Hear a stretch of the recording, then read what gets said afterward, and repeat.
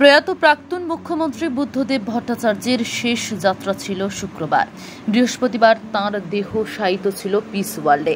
শুক্রবার সকাল 10:30টায় সেখান থেকে দেহ বের করা হয়। তারপর বুদ্ধদেবের দেহ নিয়ে যাওয়া হয় বিধানসভায়। সেখানে বেশ কিছুক্ষণ শায়িত ছিল প্রাক্তন মুখ্যমন্ত্রীর দেহ। তারপর সেখান থেকে সিপিএম এর রাজ্য দপ্তর আলিমুদ্দিন স্ট্রিট ঘুরে ডিওয়াইএফ এর দপ্তর সবযান পৌঁছে যায় এনআরএস হাসপাতালে। বুদ্ধদেবের যাত্রায় পা মিলিয়েছিলেন বহু মানুষজন। দলীয় কর্মী সমর্থকরাও ছিলেন সাধারণ মানুষজনের ভিড়। শেষ যাত্রায় রাজনৈতিক মতফারাক মুছে দেন বুদ্ধদেব বাবু। একই সারিতে দাঁড়িয়ে তাকে শেষ শ্রদ্ধা জানান তৃণমূলের সর্বভারতীয় সাধারণ সম্পাদক অভিষেক বন্দ্যোপাধ্যায়, বিরোধী দলনেতা শুভেন্দু অধিকারী এবং অন্যান্যরা। 11:30টায় বিধানসভা থেকে রওনা দেয় শবদাহী শপথ। কমরেড বুদ্ধদেব ভট্টাচার্য অমর রাহে স্লোগান তখন মুখরিত কলকাতার রাজপথ। দেহ পৌঁছায় আলিমুদ্দিন স্ট্রিটে সিপিএম এর রাজ্য দপ্তর মুজফফর আহমদ ভবনে। 3:30 পর্যন্ত সেখানে শায়িত ছিল বুদ্ধদেবের মরদেহ।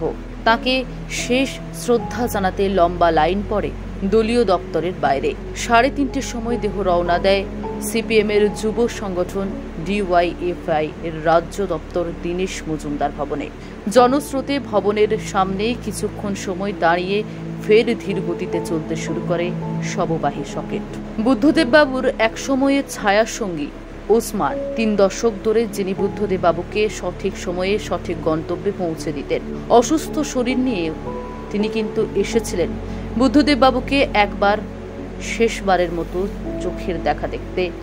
সপরিবারে তিনি এসেছিলেন।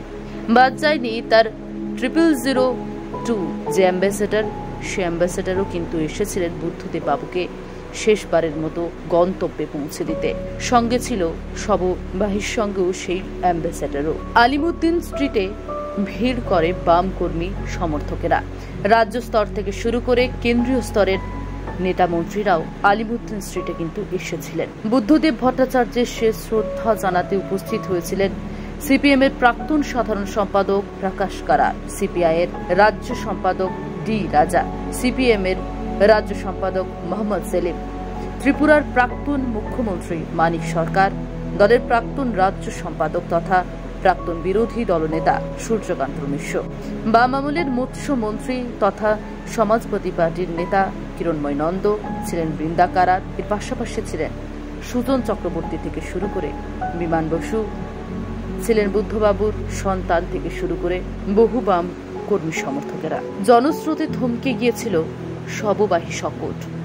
আলিমুদ্দিন স্ট্রিটে সিপিএম এর রাজ্য দপ্তর থেকে ডিওয়াইএফ এর যখন দপ্তরে পৌঁছায়, গাড়িটি বড়জোর 5 থেকে 10 মিনিট সময় লাগার কথা। কিন্তু শুক্রবার আলিমুদ্দিন থেকে 3:30টার সময় রওনা দিয়ে 4:30টার সময় ডিওয়াইএফআই দপ্তরে পৌঁছাতে পারল না সেই শববাহী শপথ। কারণ রাস্তার দুপাশে ছিল কাতারে কাতারে মানুষজন। তারা সকলেই বুদ্ধবাবুকে একবার চোখে দেখার জন্য অপেক্ষারত ছিলেন। ভিড়ের কারণে খুব ধীর গতিতে এগোচ্ছিল সেই গাড়িটি।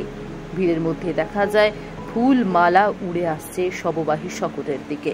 বুদ্ধবাবুকে শেষ দেখা দেখতে এসেছিলেন কমরেড রবিদা। হাঁটতে পারেন না ঠিক করে, তবু হুইল চেয়ারে চেপে আলিমুদ্দিন দপ্তরে এসেছিলেন বুদ্ধবাবুকে শেষ শ্রদ্ধা জানাতে কমরেড রবি, সিপিএম কর্মী সমর্থকদের কাছে যিনি রবিদা নামেই পরিচিত। বুদ্ধদেব যখন হাসপাতালে চিকিৎসাধীন তখন প্রাক্তন মুখ্যমন্ত্রীকে দেখতে পৌঁছে যান তিনি। শুক্রবার বুদ্ধদেবের প্রয়াণ সম্পর্কে তিনি যাকে বলেছিলেন, যাকে হারালাম তিনি সোনার চেয়েও দামি। 4:30 পর্যন্ত বুদ্ধদেবের দেহ শায়িত ছিল দীনেশ মজুমদার ভবনে। তারপর সেখান থেকে এনআরএস এর উদ্দেশ্যে রওনা দেওয়া হয়। খুব ধীর গতিতে চলতে থাকে সে গাড়িটি। শেষবারের মতো বাম কর্মী সমর্থকেরা দুপাশে ভিড় জমিয়ে রেখেছিল। সাধারণ মানুষেরাও বুদ্ধবাবুকে শেষবার দেখার জন্য ভিড় জমিয়েছিল। বারে বারে লাল সেলাম কমরেড স্লোগান শুনতে পাওয়া যায় সেই মিছিলের মধ্য দিয়ে। কাতারে কাতারে মানুষ পা মেলান সেই শেষ যাত্রায়। বিকেল 5টায় বুদ্ধদেবের শেষ দেহ নিয়ে শববাহী শপথ পৌঁছায় এনআরএস হাসপাতালে। সেখানেই তার দেহ দান করা হয়েছে।